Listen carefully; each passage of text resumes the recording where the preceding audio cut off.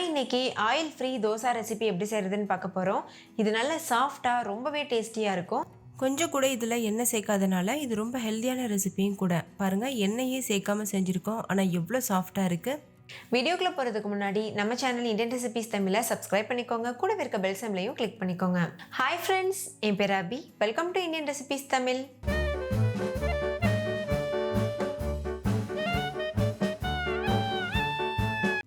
First இந்த recipe பண்ணுறதுக்கு ஒரு மிக்சி ஜார் எடுத்துக்கோங்க. அதில் 1 கப் அளவு ரவை சேர்த்துக்கோங்க.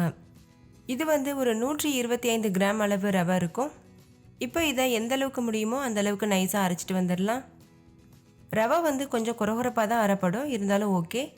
இப்போ இதில் 1 கப் அளவு தண்ணி சேர்த்துக்கோங்க. இப்போ இது கூட அரை கப் அளவு கெட்டியான தயிர் சேர்த்துக்கோங்க. புளிக்காத தயிர் சேர்த்துக்கோங்க. இப்போ இதெல்லாத்தையும் சேர்த்து நைஸாக அரைச்சிட்டு வந்துடலாம். அரைச்சதுக்கப்புறமா இது கூட தேவையான அளவு உப்பு சேர்த்துக்கோங்க. இது கூட 1 டீஸ்பூன் அளவு சர்க்கரை சேர்த்துக்கோங்க. நீங்கள் நாட்டு சர்க்கரை கூட சேர்க்கலாம். மறுபடிக்கும் இதை அரைச்சிட்டு வந்தாச்சு. இப்போ இது கூட 1 டீஸ்பூன் அளவுக்கு ஈனோ பவுடர் சேர்த்துக்கோங்க. ஈனோ முற்றிலும் ஆப்ஷனல். சில பேருக்கு ஈனோ சேர்க்க விருப்பம் இருக்காதுல்ல, அந்த மாதிரி இருக்கவங்க இதுக்கு பதிலாக 1 டீஸ்பூன் அளவுக்கு சோடா உப்பு சேர்த்துக்கோங்க. ஈனோ சேர்த்து நல்லா அரைச்சதுக்கப்புறமா இது போல் ஒரு மிக்சிங் பவுலில் சேர்த்துக்கோங்க. மாவோட கன்சிஸ்டன்சி பாருங்கள், இந்த மாதிரி இருக்கணும். இது பெர்ஃபெக்டான கன்சிஸ்டன்சி. நம்ம நார்மல் தோசை ஊற்றுவோம்ல, அதை விட கொஞ்சம் தின்னாக இருக்கணும்.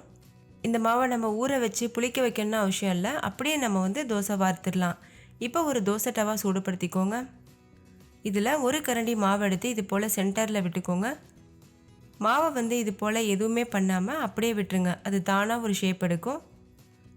ஸ்டவ்வை மீடியம் ஃப்ளேமில் வச்சுக்கோங்க. இது இது போல் பபிள்ஸ் வர ஆரம்பிக்கும் பாருங்கள், இந்த வந்திருக்குல்ல, இது மாதிரி. இது வந்ததுக்கப்புறமா லோ ஃப்ளேமில் வச்சுட்டு மூடி போட்டு மூடிட்டு ஒரு 3 நிமிஷத்துக்கு இதை வேக வச்சுக்கோங்க. வெந்ததுக்கப்புறமா நம்ம இதை வெளியில் எடுத்துடலாம். இப்போ பாருங்கள், 3 நிமிஷம் ஆயிடுச்சு. நம்மளோட தோசை சூப்பராக ரெடி ஆயிடுச்சு. இது பார்க்குறதுக்கு ஆப்பம் ஊத்தப்பம் இது போல் இருக்கும், சாப்பிட்றதுக்கு சாஃப்டான தோசை போல் இருக்கும். ஸோ பிரேக்ஃபாஸ்ட் செய்கிறதுக்கு டைம் இல்லாத சமயத்தில் இது போல் ஈஸியான இன்ஸ்டண்ட்டான ரெசிபி செஞ்சு பாருங்கள். வீட்டில் இருக்க எல்லாரும் கேட்டு வாங்கி விருப்பப்பட்டு சாப்பிடுவாங்க. இப்போ இதே போல் மீத இருக்க எல்லா மாவுலையும் நம்ம தோசை ஊற்றி எடுத்துடலாம். இது கூட தொட்டு சாப்பிட்றதுக்கு தேங்காய் சட்னி, சாம்பார், அதுக்கப்புறமா கார சட்னிலாம் கூட ரொம்பவே சூப்பராக இருக்கும். இந்த தோசை ரெசிபி உங்கள் எல்லாருக்கும் ரொம்ப பிடிச்சிருந்தா லைக் பண்ணுங்கள். உங்கள் ஃப்ரெண்ட்ஸ் கூடயும் ஷேர் பண்ணுங்கள். நீங்களும் ட்ரை பண்ணி பார்த்துட்டு கமெண்ட் பண்ணுங்கள். தேங்க்யூ, பாய்.